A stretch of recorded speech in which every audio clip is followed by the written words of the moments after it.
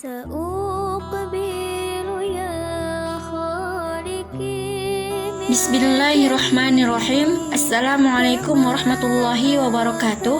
Perkenalkan, nama saya Nofriyanti dengan NIM 2011010069, jurusan Bahasa dan Sastra Arab, Fakultas Arab dan Humaniora.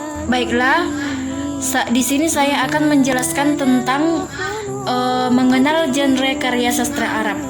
Langsung saja kita masuk kepada pembahasan. Istilah adab saat ini banyak digunakan dengan makna sastra, seperti istilah Kulliyatul Adab atau Fakultas Sastra, Tarikhul Adabul Arabi atau Sejarah Kesusastraan Arab, An-Naqdul Adabi Kritik Sastra, dan Al-Adabul Maqaran, sastra perbandingan. Adab merupakan suatu bentuk ekspresi kehidupan melalui sarana bahasa. Karena itu, mempelajari adab juga erat hubungannya dengan mempelajari kebudayaan dan lingkungan yang melingkupinya. Adab juga bisa dikatakan sebagai sebuah bentuk seni, sebagaimana seni musik atau seni rupa, hanya saja ia menggunakan bahasa sebagai sarananya. Dan sejarah kesastraan Arab itu juga terdiri dari beberapa periode, yaitu zaman Jahiliyah atau pra-Islam, zaman permulaan Islam, zaman Bani Umayyah, zaman Bani Abbasiyah atau berakhir bersamaan dengan keruntuhan Baghdad akibat serangan Mongol, atau zaman pertengahan atau zaman kemunduran, dan zaman modern sejak abad ke-13 Hijriah. Secara garis besar, karya adab dibedakan atas dua genre, yaitu puisi dan prosa. Secara kategoris, puisi bisa dibedakan atas puisi perasaan, puisi cerita, puisi perumpamaan, dan puisi pengajaran. Dan begitu juga prosa. Prosa bisa dibedakan atas prosa tertulis dan prosa tak tertulis. Yang pertama ialah prosa tertulis. Prosa tertulis meliputi prosa naratif dan prosa non-naratif. Prosa naratif meliputi biografi, kisah, cerita pendek, dan novel. Adapun prosa non-naratif bisa dibedakan atas prosa subjektif atau argumentasi atau persuasi. Dan yang kedua ialah prosa tak tertulis, meliputi pidato, ceramah, baik ceramah audiovisual maupun ceramah auditorial, dan drama. Dan drama sendiri dibedakan atas drama komedi dan drama non-komedi. Di antara berbagai genre adab di atas, novel dan drama merupakan genre yang tidak asli Arab, akan tetapi datang dari Eropa. Karena pada zaman Jahiliyah, genre adab yang paling dominan ialah puisi. Saat itu puisi yang paling populer ialah mu'allaqah atau puisi-puisi yang tergantung.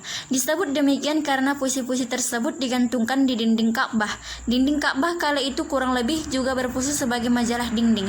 Penyair yang paling terkenal pada masa Jahiliyah ialah Imru'ul Qais. Di samping itu tercatat pula nama-nama seperti Al-Asya, Al-Khansa, dan Nabiyah Az-Zabiyani. Berdasarkan temanya, puisi zaman jahiliyah dibedakan atas fakhr atau membangga-banggakan diri atau suku, dan al-himasah atau kepahlawanan, dan al-madah atau al-madah yaitu puji-pujian, ar-rasai rasa putus asa atau penyesalan dan kesedihan, dan al-hijai kebencian dan olok-olok, dan al-wasfu tentang keadaan alam, al-ghazal tentang wanita, al-iqtidar permintaan maaf.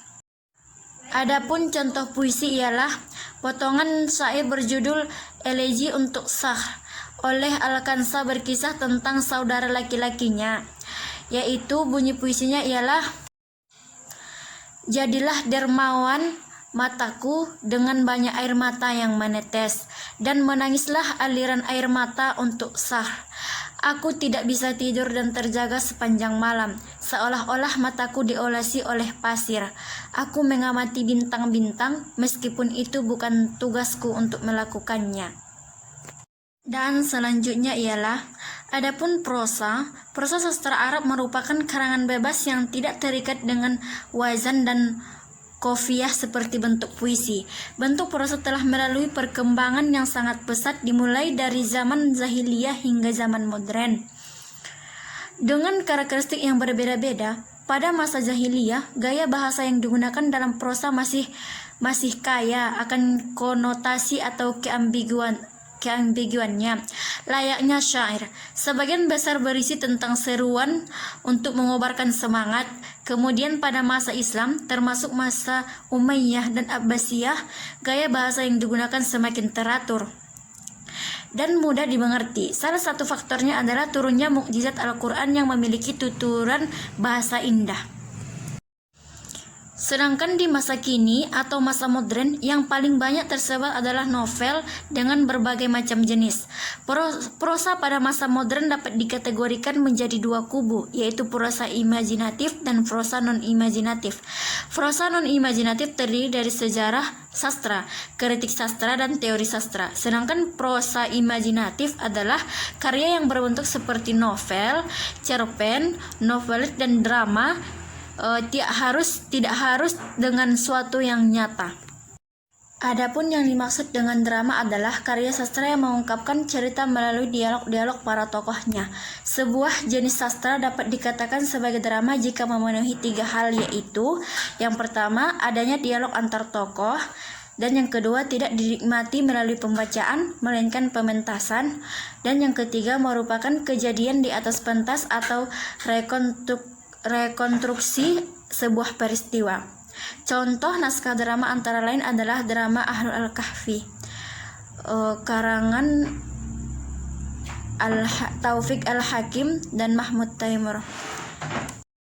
Sampai di sini yang dapat saya sampaikan. Salah dan janggalnya saya mohon maaf. Assalamualaikum warahmatullahi wabarakatuh.